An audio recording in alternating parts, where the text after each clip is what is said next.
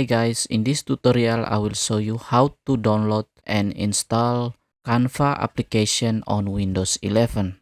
First of all, we go to the Windows logo and type Microsoft Store and click on the Microsoft Store to open the application. And now in the Microsoft Store, you will see here it's Canva application.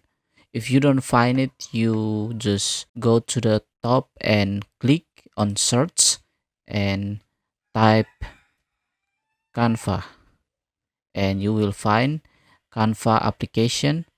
Click on Canva, and here we just need click to install, and we are waiting for download, and this application will automatically install in your PC.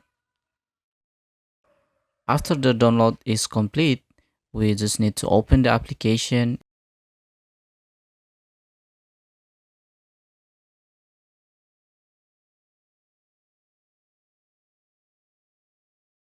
and here you need to log in, use your account,